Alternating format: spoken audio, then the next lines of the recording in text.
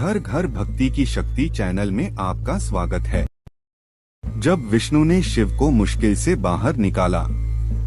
यौगिक कथाओं में ऐसी कई कहानियां हैं जिनमें बताया गया कि शिव की करुणा कोई भेदभाव नहीं करती और वे किसी की इच्छा पर बच्चों की तरह भोलापन दिखाते हैं। एक बार गजेंद्र नामक एक असुर था।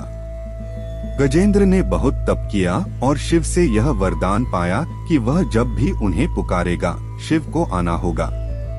त्रिलोकों के सदा शरारती ऋषि नारद ने देखा कि गजेंद्र हर छोटी छोटी बात के लिए शिव को पुकार लेता था, तो उन्होंने गजेंद्र के साथ एक चाल चली। उन्होंने गजेंद्र से कहा, तुम शिव को बार बार क्यों बुलाते हो? वह तुम्हारी हर पुकार पर आ जाते हैं।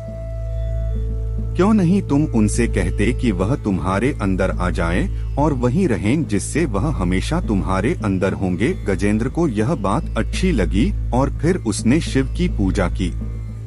जब शिव उसके सामने प्रकट हुए तो वह बोला, आपको मेरे अंदर रहना होगा, आप कहीं मत जाइए। शिव अपने भोलेपन में एक लिंग के रूप में गजेंद्र में प्रवेश कर गए और वहां रहने लगे।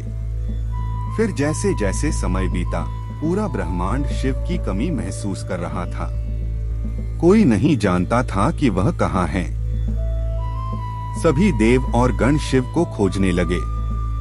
काफी खोजने के बाद जब कोई यह पता नहीं लगा पाया कि वह कहाँ है, तो वे हल ढूंढने के लिए विष्णु के पास गए।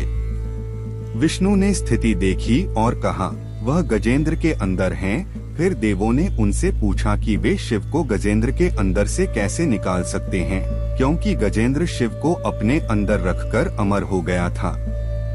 हमेशा की तरह विष्णु सही चाल लेकर आए।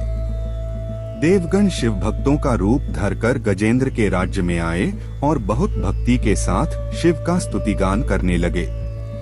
शिव का महान भक्त होने के कारण गजेंद्र ने इन लोगों को अपने दरबार में आकर गाने और नाचने का न्योता दिया।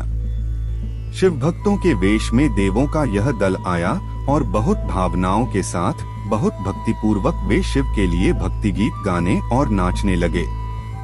शिव जो गजेंद्र के अंदर बैठे हुए थे, अब खुद को रोक नहीं सकते थे, उन्हें जवाब देना ही था। तो वह गजेंद्र के टुकड़े टुकड़े करके उससे बाहर आ गए। विष्णु की शिव भक्ति की कथा।